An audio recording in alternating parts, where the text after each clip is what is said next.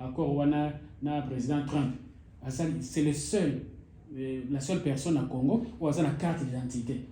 Récemment, les Congolais sont en Angote. Donc, on a une difficulté pour identifier la population d'Abisso et on veut nous amener des étrangers qui viennent de l'extérieur où on ne saura même pas on ne saura même pas les encadrer. Donc, ça ne marche pas. L'idée peut être bonne en termes de coopération, tout ça là, mais il y a d'abord mieux à faire sur place. On a une sécurité, tout ça, on a déjà, colonna par-ci, violence par là, il y a guerre, il y a aussi des personnes dangereuses pour la route. Donc, c'est vraiment pas opportun. Oui, Papa Théo, tu n'es pas président de Tasuka, tu es Papa Théo, Oyoki Makambo Eleki Namboka Nabiso, selon TV5, Nalandaki, balobi 15 migrants, Zalaki expulsés vers les États-Unis et des États-Unis vers Congo, na minute onde tozolo baboye, bazawana, bauti na Pérou, bauti na Mexique, na pays mususwana na Bosani. Na évité likanisi na yo ezanine, est-ce que question wana ozomona te que ezo toucher souveraineté na biso, est-ce que question wana ozomona te que eza risque pour la sécurité na biso pe pour l'économie na biso olobi nini pour na likambo wana? Question wana nga déjà makambo ko expliquer bato même mo ba ki de transition place boye talaka autre zona na gouvernement lokola zana élégé et comme même que ça sa gouvernement na soi-disant ministre vice-ministre awa koloba to meka ki bango kaka comme déjà kaka ndenge bakondima biloko ndenge wana ki ba réfugié ba yaka na Congo to éviter soki bazali assassin, lobby, ça serait encore terrible dans notre pays. D'ailleurs, sous sous dose, il y a qui assassinat dans beaucoup de personnes. D'où problème on a eu touché sécurité, paix, souveraineté en beaucoup. Or, il faut et les gars toujours dans le Parlement pour na rectifier. Donc, et les dans le Parlement, t'es marrant pour les réfugiés, Rosalawana na charge en ami to éviter. Donc ils ont moi flou morezawana, il faut na nous tout mon éclaircissement yango.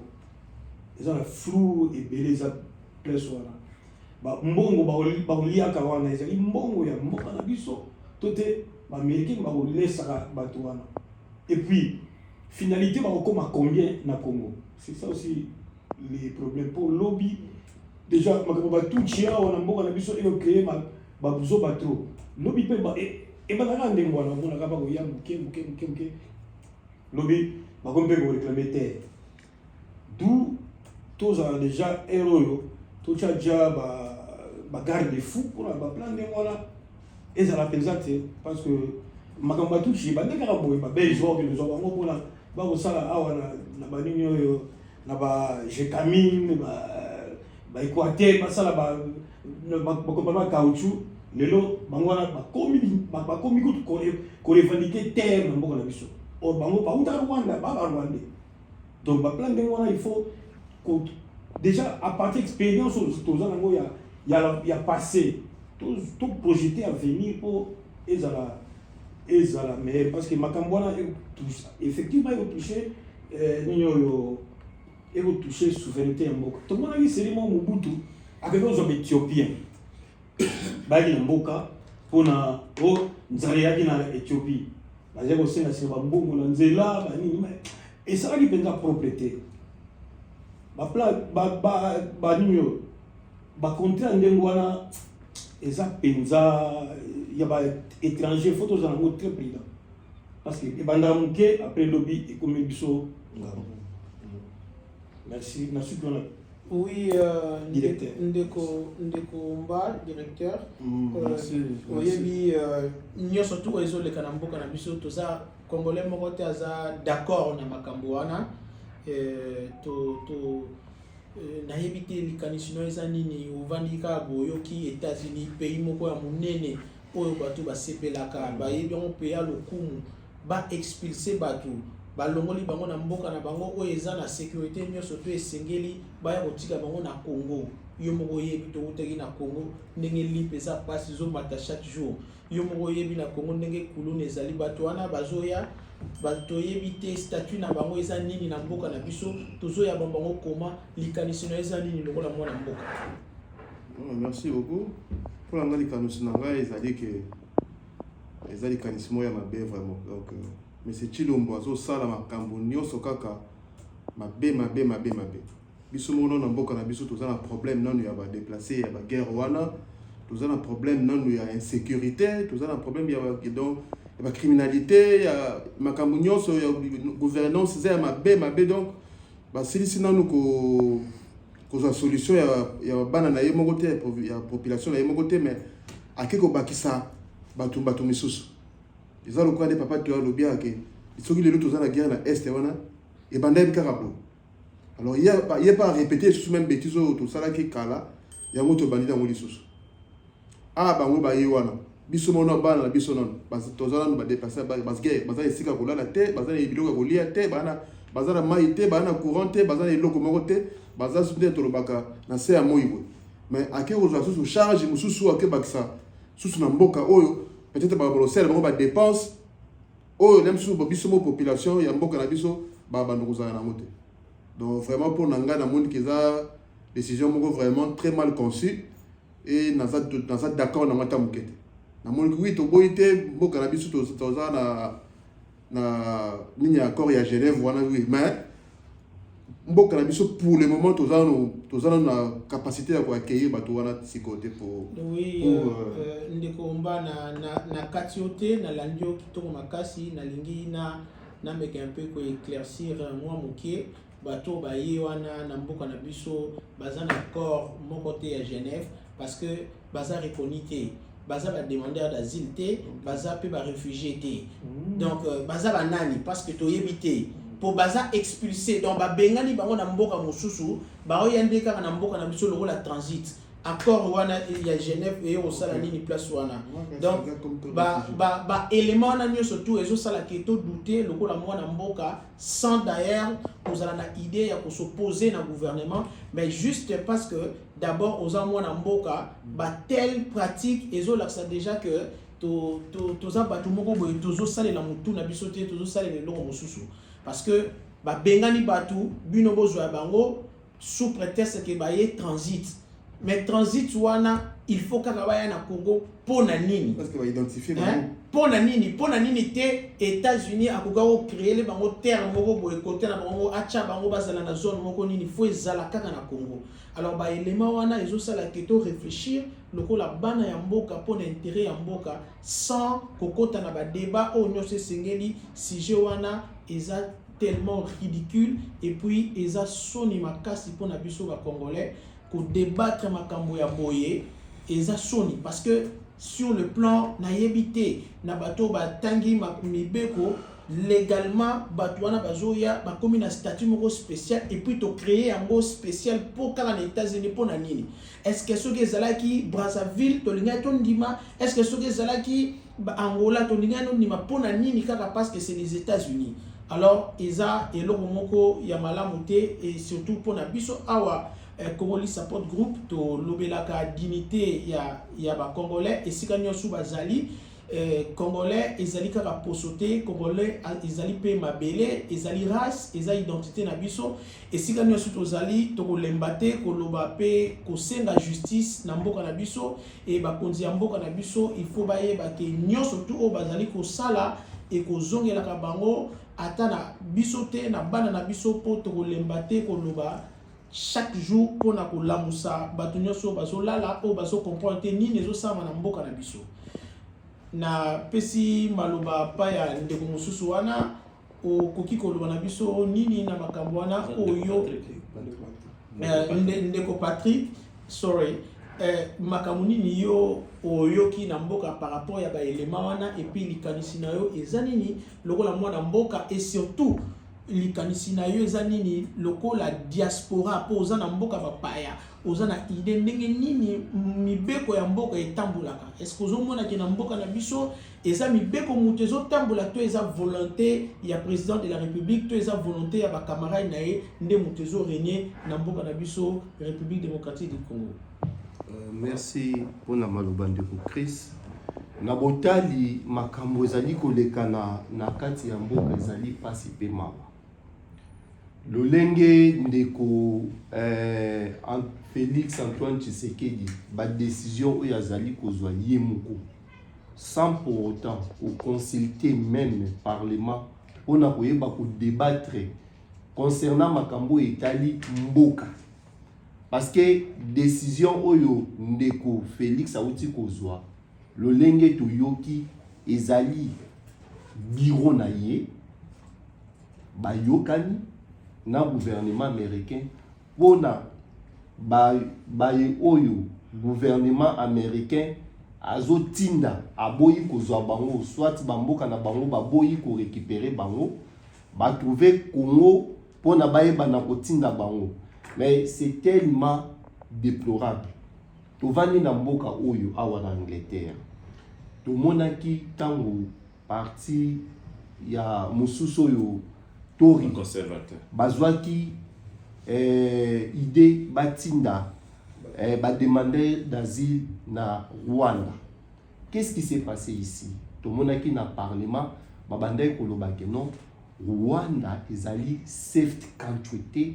Oyo bakoki kotinda ba demander d'asile bakende kuna ezali de sem na mboka na biso ndeko na ngai soki otali Amnesty International soki tokei na Human Rights Watch chaque jour bazali ko publier kolakisa ete mboka na biso ezali safety violence ezali chaque jour ba arrestation arbitraire chaque jour. Soki otali na kati ya Kinshasa ndeko na ngai na ebite soko zali koyoka milice mobondo oyo zolakisa ke mboka na biso ezali mboka oyo ezali safety te bakoki kotinda bato kuna bakende kovanda. Pourquoi? Parce que gouvernement ye moko azali na contrôle ya peuple na ete oyo tozali komona peuple na ye moko azali kokima guerre azokende na bamboka mosusu ebongo boni bino bokoki kokamata ndeko Félix Tshisekedi ye na engulupa na ye na kati ya office na ye bazwi idée ya kokende kozwa bato oyo États-Unis eboyi ezo déporter bango na kati ya ba déporter bango na kati ya RDC ezali mawa ezali pasi pe mawa. Na botali eloko wana nyonso ezolakisa ke ndeko Félix Tshisekedi tellement azali soifé de pouvoir alingi a protéger bokonzi na ye yango wana vi soko tali ba koro ba utaki ko signer donc yango wana akeya coopérer pour que ameka ko gagner confiance na bande na Donald Trump biro na ye pour que ye a s'éterniser na pouvoir. Parce que ce qui totali normalement RDC ezali pays ezali safety au bakoki kotinda bato parce qu'il y a la violation tueries à chaque jour. Tozomona même ba député bazoboma bango. Tomona ki ndeko Chéribert Okendi ba boma ki eti lelo na justice kuna pe balandeli yango te. Sikoyo koma bokoki kotinda bato na pesa ki ndakisa ya awa na Angleterre. Tant batali bamoni ke non Rwanda ezali safety te tomonaki ba debe de kanaki ba memaki ba makambo ebele bande kolakisa. C'est comme ça. Alors du fait que ndeko Donald Trump yende ngazabwe il s'en fout de l'ONU, il s'en fout na makambo etali droit de l'homme azo kosala na mutu na ye azwi bato wana atinda bango na kati ya Congo. Biso oyo tozali awa toyebi ke Congo ezali safety te bato bazoboma chaque jour. Donc pona avi na ngai ezali nakoki jamais kozala d'accord na biloko wana oyo ezolakisa incompétence ya ndeko Félix Tshisekedi. Et puis ndeko Félix Tshisekedi oyo wana nyonso azali kosala yango mpona koluka koseternize na kati ya pouvoir. Ndeko ezali pasi mpe mawa parce que bandeko bazali kotinda na kati ya Congo bazali bato lokola yo ngai na yo tovandi awa na mboka Angleterre place oyo ezali safe mais tozomona bazotinda bandeko wana place oyo bazali koboma chaque jour parce que insécurité eza na kati ya Kinshasa. Toyoki bazotinda bango na Maluku place Mobondo. Tomonaki ndeko na biso moko boye entrepreneur azalaki na Belgique. Alobi akende kosala mwa eloko oyo ndeko Félix abelelaki boya ko investir na kati ya mboka. Ndeko wana jeune lokola ngana yo azwi mwasi na ye na bana bakei. Lelo ndeko wana bakata ye mutu. Pona kolakisa ke mboka ezali safety te pona kotselinga bandeko wana. Donc avi nango nakokaki kopesa ndeko yango wana. Oui, Ndeko, merci beaucoup. Et ça vraiment makambo ya Sony avant tout qu'elle n'est pas présent na biso, et ça vraiment makambo Sony à Corwana parce que ils na likanisi moko to ils na proverbe moko et lobara que soki oza en mesure te ya ko batela to ya ko salisa bana na yo okugi ko kendete na orphelinat ou adopter bana. Et ça contraire na logique. Alors, et l'autre chose, ils ont contraint la logique, ce qui mutazo salaro, c'est-à-dire que bon sens naie et bungi. Et nous, quand la kisaki na mboka na biso, to zali sous na bon sens te, parce que au koki jamais ko kene na orphelinat ou adopter ban alors que ban na moko o yo boti, aux en mesure te ya reçoit soin na bango, eza décision moko, eza ya Sony pe ya mawa, bande ko nga ba congolais et sika nyosu bozali. Tozali contre Moutouté, tous la réalité en boka na biso, na Congolais support groupe, to lobelaka dignité, to lobelaka justice, pe to sengaka esika nyosu Congolais azali à vivre na kati ya sécurité. Sécurité wana ezaka kate sécurité moko politique, mais sécurité wana pe ezali sécurité mentale, eza sécurité individuelle, pe eza sécurité na ba onyosu boyebi. Nazongeli président na biso président accord oyo président Félix Tshisekedi na gouvernement na ye mobimba ba signé na États-Unis.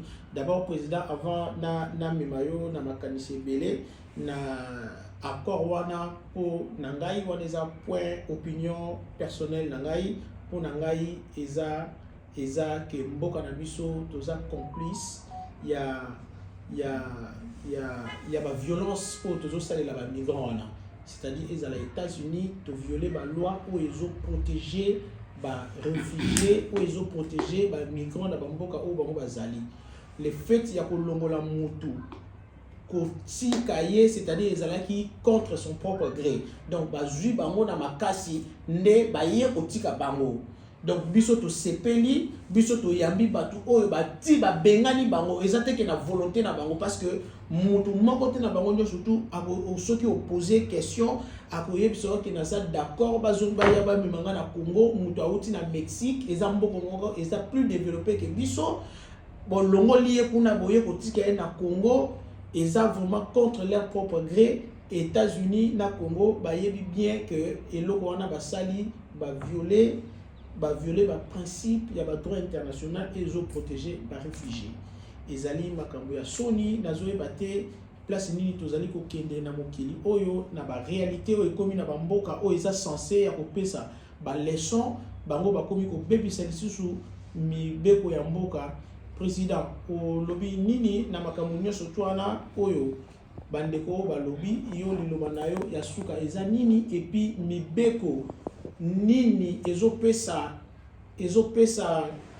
bakonzi ya mboka ya Congo droit wana ya ko signer to ya kondima parce que to yebi bien que to moni place moko te débat moko esalamaki publiquement na kati ya parlement à moins que ba prouver biso le contraire place moko te na tangi o to moni ke ba memaki débat wana na parlement et que parlement et débattre et puis ba tie yango na voie publique pour na ba contestation ezala. C'est-à-dire c'est une décision prise à sens unique par Bakonzi Mboka, comme pour dire que le pays appartient au président Félix Tshisekedi avec ses amis.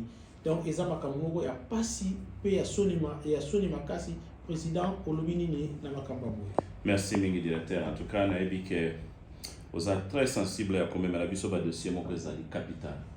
On a dit que dossier oyo memi lelo ezali na sens mon compatriote. Patriotique parce que ezali ko pesa biso sens à comprendre valeur ya mboka na biso. Peto yeba pays nini to uti. Na ko biso na mukuse directeur o biso ko vivre na banglais awa o comprendre procédure ya politique ya banglais.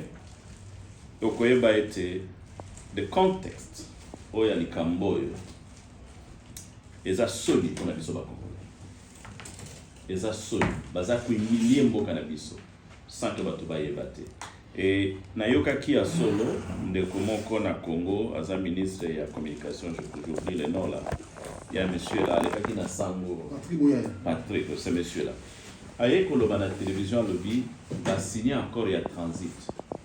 Mais je pense qu'il se pose un problème à terme. Et puis, il se pose aussi un problème, il y a vraiment valeur scientifique. Ce qui ministre à Zolo Baba bêtise en démoana, non à Zolo Fingambo Canabiso, mais on a affaire à des gens qui ne peuvent pas gérer le Congo. Laissez-moi vous dire ce qui se passe. Parce que peut-être va éviter qu'est-ce qui se passe dans ce dossier. Les Américains, ils ont un bateau, ils ont un criminel. Basala ba crime belé bazana ba prison ba memaka bango liboso na bato na mobei kuna etondi et comment créer ba problème ba criminel aux États-Unis ou baza d'origine américaine té par exemple ba utana ba pays mususu ba Ecuador ba pays Amérique latine belé baza kuna baza koteka ba bangi bazali ko tambla na ba mbeli bazali ba drogueur bazali vraiment bato moko très violent et batwana baza ko semer danger na communauté américaine et États-Unis. Bangonde baza bato liboso o ba déporter na Congo. Ye azo comprendre lo ba bengi transit té. Transit eza lokola muto aye na mboka po akende ba mususu. Siko bato na ba okende wapi? Baza na ba pays d'origine. Tala ndenge confusion et pas mouya ya wana na éviter ce monsieur il faut à école primaire ou bien atika ko insulter par peuple congolais. Je crois qu'on a affaire à des gens qui ne méritent pas de diriger notre peuple. Ce que vous avez à la télévision, le baba bêtise en démon, c'est grave. Ne connaissons pas bateau pays d'origine avant ba boy bango. Exacté baquet transit c'est-à-dire au commis place on a pas que pas sous. Ne ba bengi transit. Mais bateau na ba na pays à kokendete. Colombie a les États-Unis na koyamba bateau na te. Venezuela ba kendeki ba refoulé bango à partir de Venezuela. Tu veux comprendre.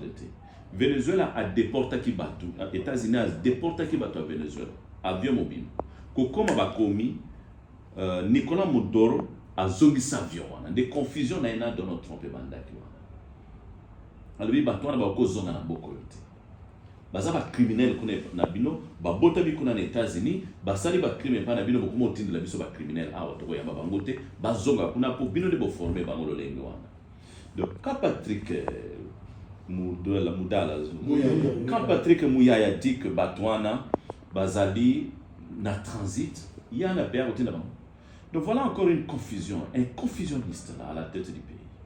Ou bien quelqu'un préparé à semer le mensonge pour accoudisser le peuple.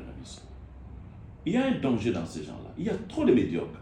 Au moins, il y a même des gens, il y a Batouandengwana, awa Royaume-Uni na Tshisekedi ba bangisi Tshisekedi ke soki o boy kondi mabatu na to ko peso visa te ba bangisi ye Tshisekedi andimi ke bazongi sa ba congolais malgré ça soki ba congolais na bazongi te parce que yo directeur na équipe ya bino stratégie team bo telemi pona likambo do il faut moi ba beta la biso maboko na musala bozo sala vraiment parce que ba congolais ba valeur ya musala bozo ko sala te les gens croient que ezali comme moko facile na moment on a vieux c'est même ba congolais.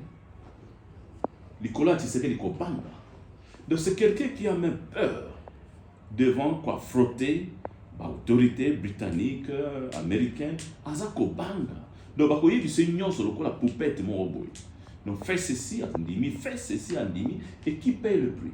C'est notre peuple et c'est notre pays. Histoire les a quoi prendre bisonaga bande ko balobiawa. Nous avons une histoire ya batuti na Congo. Nous avons une histoire ya bangolais na Congo. Bande ko na nyoso banda to yamba bango et comme les biso problème sérieux. Tous en abord bien préparé. Recensement et salama na mboka na biso. tozoyamba bapaya moko criminel.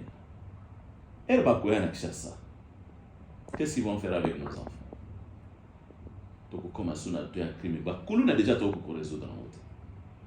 Et ma niveau ya ba crime ya poto, tango ba kolei sango kuna na Congo.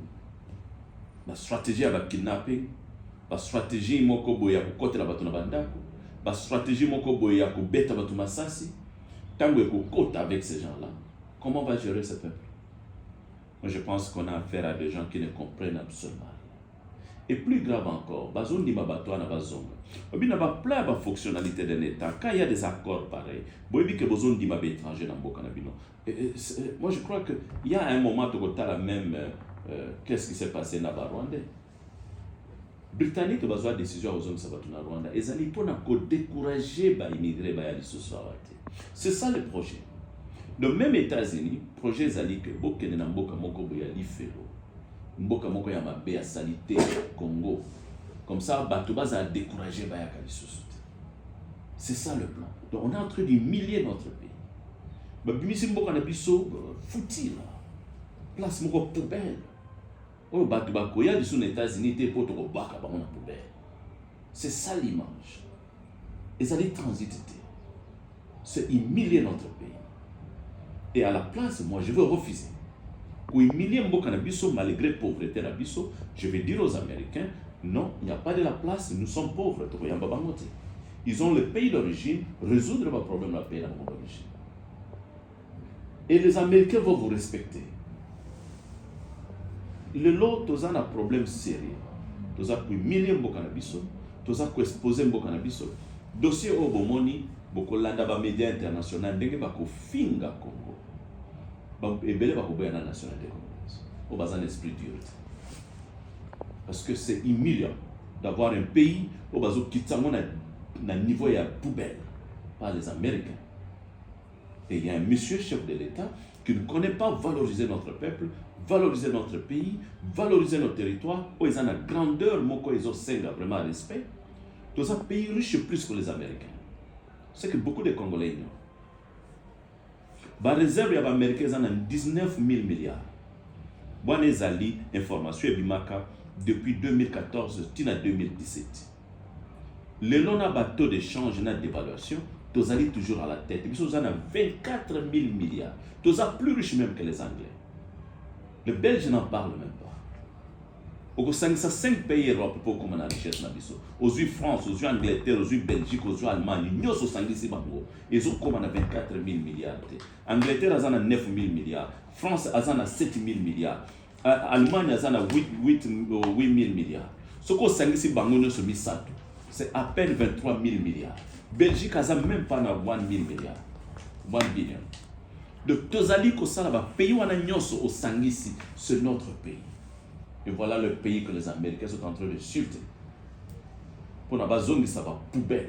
Il y a bateau Baniska au Kendete. Et il y a un ministre au Congo qui dit que bateau a besoin de la transit. Qu'est-ce qu'il appelle transit? Après, ça dit son bateau a transit pour Bakendo. Et il passe à la télé pour dire ça parce qu'il connaît que les gens ne vont pas faire de recherche. Et bateau a wapi. Rwanda kutwa il a eu la chance ya kosenga que non ndenge za boyeso yebo ningo cha bato wana botokela bango bandako. Tomoni quand même Rwanda atikana bandako malgré bato ba keite.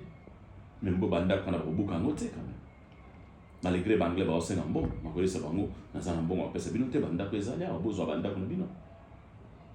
Et abus de confiance de toutes les façons, ils allaient manifester le désir à un pays responsable comme un pays barbare comme le Rwanda.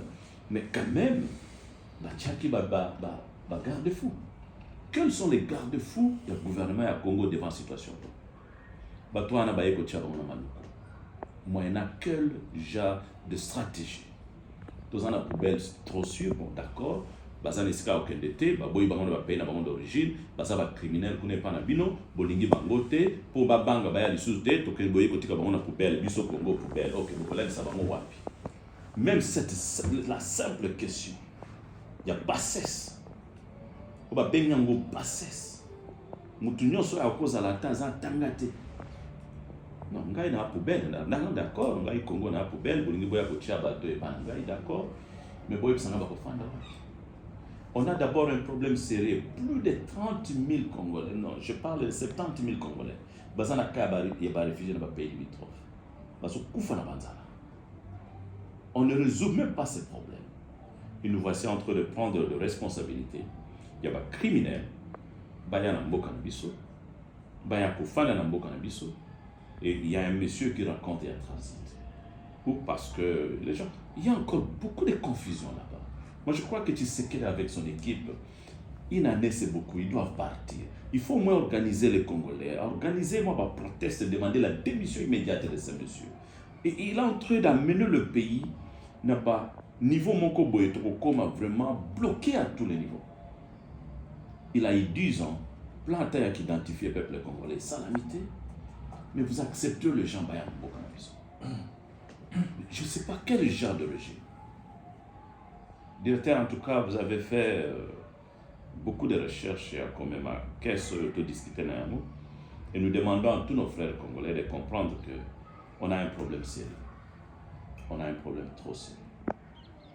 Et pour sauver le Congo, il est temps qu'on soit ensemble, qu'on puisse raisonner comme des patriotes. Parce que c'est l'unique moyen de valoriser le cannabis. Si pas ça, les médiocres vont continuer à nous distraire. Merci beaucoup, Président. Ndenge Olimboli Biso, vraiment, de comprendre Biso Nyostu, Ndeko Thierry, na éviter ceux qui osent na liloba koloba, tout bandagi kolobela encore oyo gouvernement congolais et sali na États-Unis, ndenge ba expulser ba migrants kuna, osa déjà au courant que selon TV5 15 migrants ne bazalaki expulsés vers Congo au lobby par rapport à l'Ikamouana, le Kolamouana Mboka.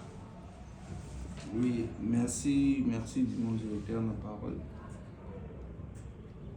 Vraiment, dès qu'un président lobby, ils ont vraiment regrettable, c'est trop regrettable pour tout le monde. Situation non ya congolais, ba obungisa ngono nti. Ba obungisa situation congolais te. So bato bazo utalibanda wana ba ucha bango wapi.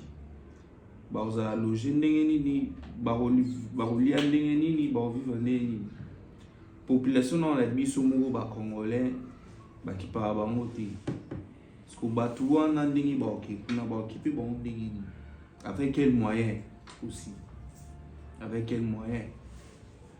Donc c'est pratiquement impossible. Donc makanisi wana ezaka makanisi ya peut-être dans le bani papa moko ya zana bana na ye azo ozo bango na charge te mazondi mazo bana ya bato mususu aya na bango kaka ba sa charge.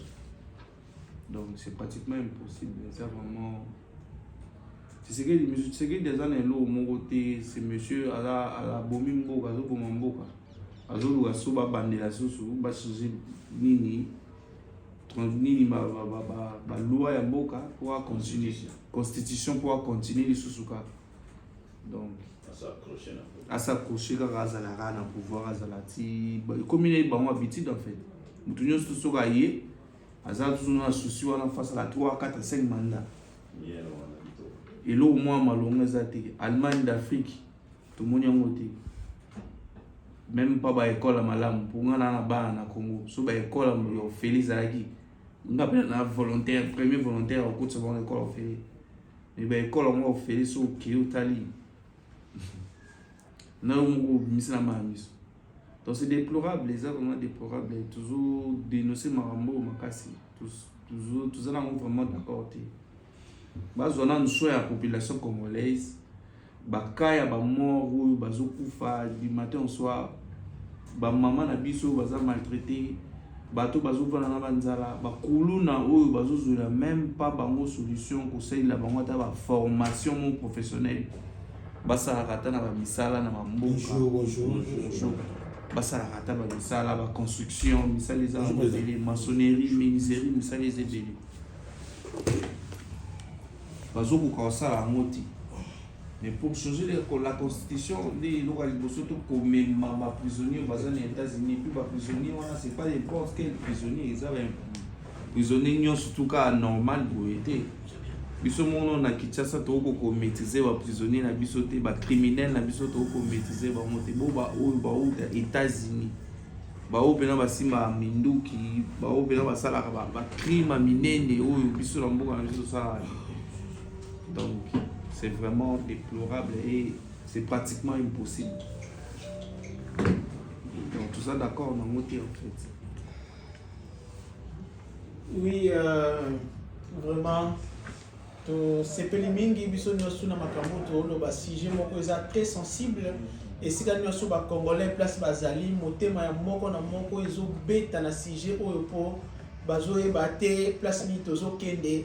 Alors accord oyo ezolakisa ndenge projet ya RAM ezalaki dossier moko ezalaki non transparent esalaki bacongolais nyonso motu pasi tomonaki bacrédit ezokende ezolongwa. Accord oyo mpe eza non transparent. Avant na loba liloba suka to clore na sujet oyo nazongisi maloba na prophète tozolobela sujet na biso oyo ezosala débat makasi na mboka par rapport ya bamigrants oyo baza expulsé à partir des États-Unis batinda bango na Congo.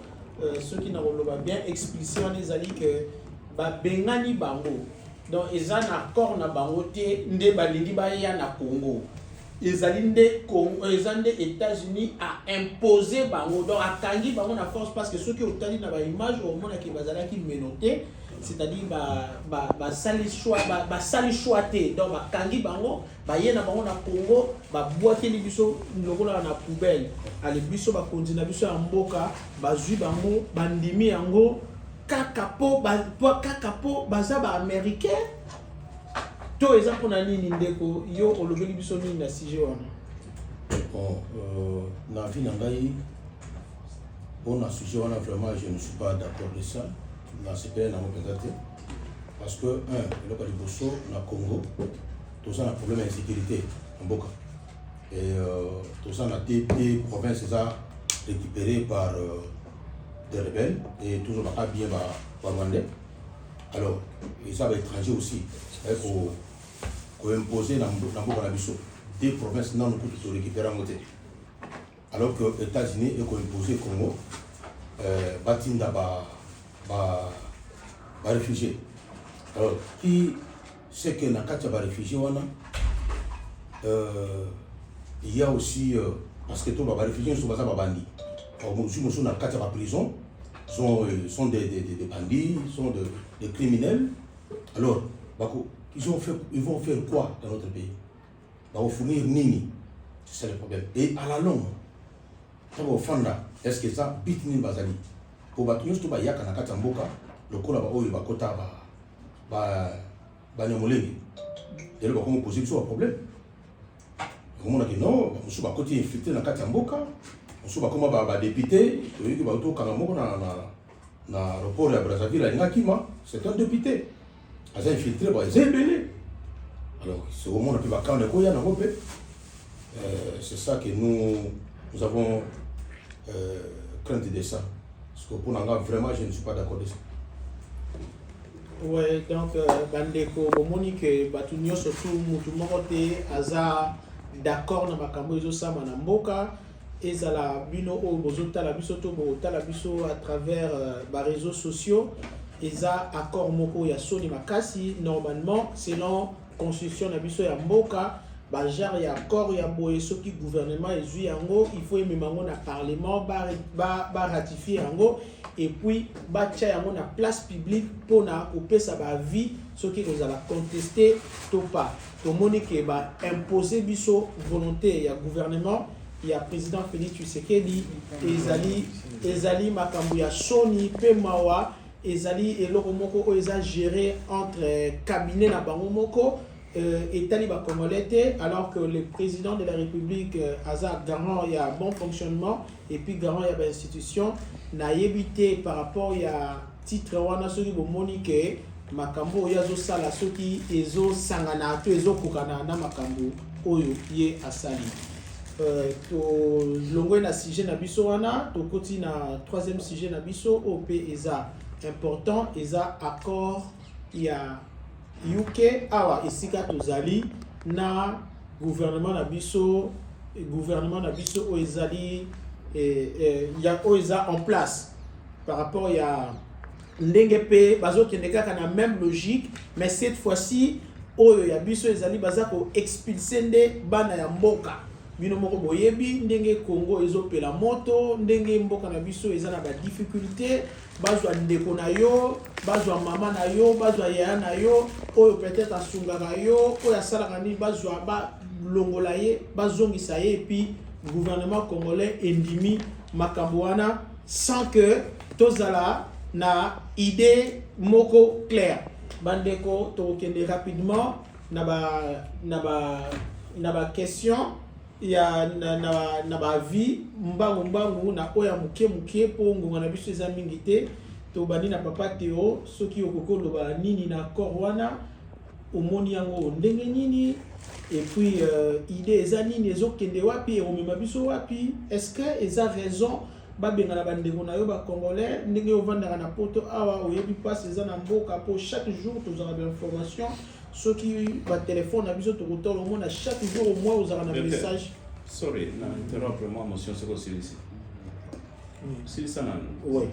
Donc okomona ke na chaque téléphone na biso ba demande des ali koko akufa ki nani asala ki boizola ki ça passe nini eza na mboka na biso oyoka bazo bandeko na yo ba expulser bango, est-ce que eza idée moko ya bien, est-ce que omoni yango eza bon sens, est-ce que omoni que gouvernement na biso loko la bana mboka ba congolais bondima bazo bandeko na bino ba expulser bango bomoni yango ke eza normal to peso maloba. Moi, monsieur, parce que la question on est tellement qui parce que déjà tous en évolution en casse.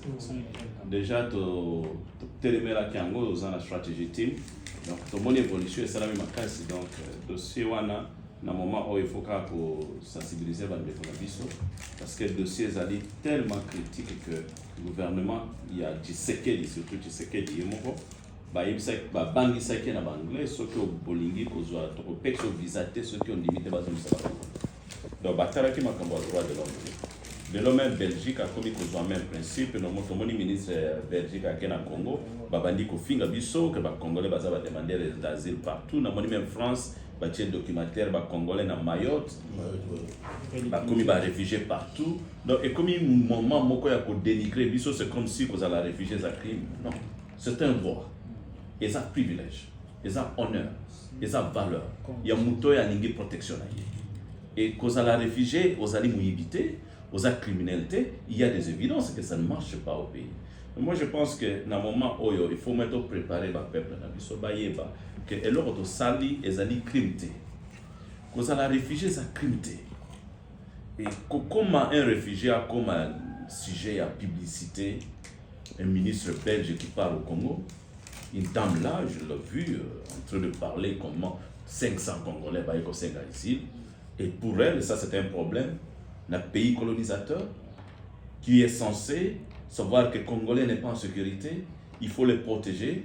Et à Zolobake, ces gens-là sont venus en Belgique et ils ne seront pas les bienvenus. Est-ce que nous venons en Belgique et tous les bon de la maman? Nous sommes derrière la loi. Moi je pense qu'il y a beaucoup de débordements parce que les gens croient que toujours vivre dans la planète Moko, il y a des gens là qui peuvent s'amuser avec les autres. Congo est en terre d'asile, tu as demandé d'asile et Pelé. Nous on a reçu 4 millions de Rwandais une fois. Dans Congo, Pelé, tu as on a reçu des Angolais, on a reçu des Éthiopiens, on a donné des valeurs à tout ce monde-là. Tout ce là qu'on les canachait dans la télévision, mon côté, ou tout ce là qu'on le bello, mon côté, je pense que le message est fait que nous avons des Congolais, oui, milliers de Congolais.